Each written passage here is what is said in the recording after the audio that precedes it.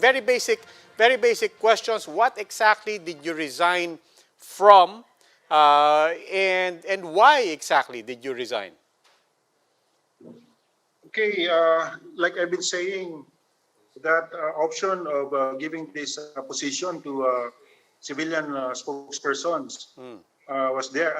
I gave that. I told them about that when, especially when I assumed command of the Southern Luzon command. So that's last year pa yon. So anyway, ito na yon. Kini-question na ngayon ng yung the constitutionality of my being designated as a AFP spokesman. Me being an active member of the armed forces. So I told the principals that yes, it's okay if you let me go. If you have a new set, especially now that if you have a new set of the spokespersons, mas maganda rin na ituloy ko na yung pag-resign ko para ma-ease up na yung pressure dun sa mga principals natin, especially since it's a budget hearing na. So every time there's this committee hearing, nare-raise itong issue na ito on my being being a spokesperson of the NTF-ELCAC. Okay, sir, I started with that because I mean sa totoo lang, there are two aspects to that. There's two things, in fact, there.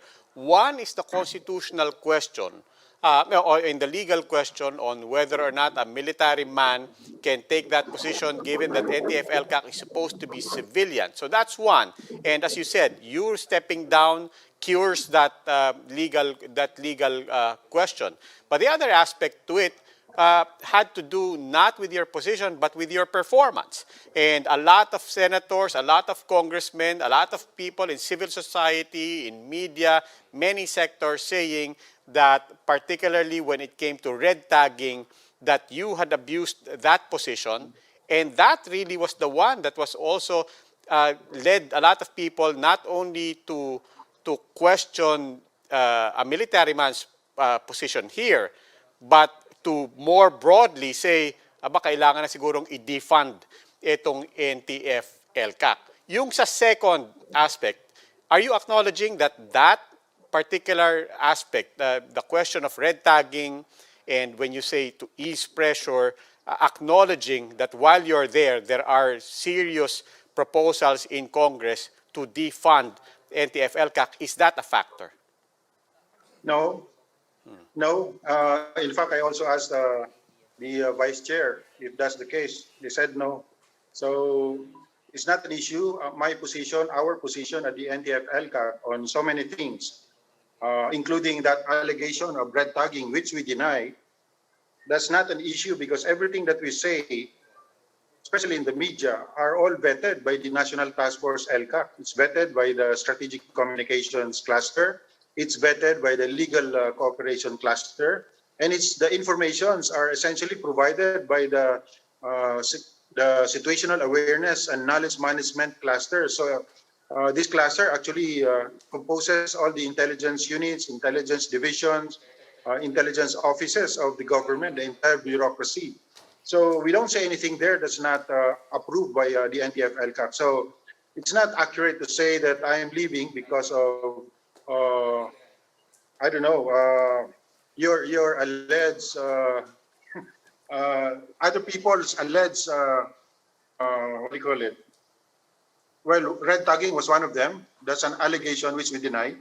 But we completely disagree with that sentiment that I'm leaving because of the pressure on me to leave because of the so many mistakes that I've said in the media.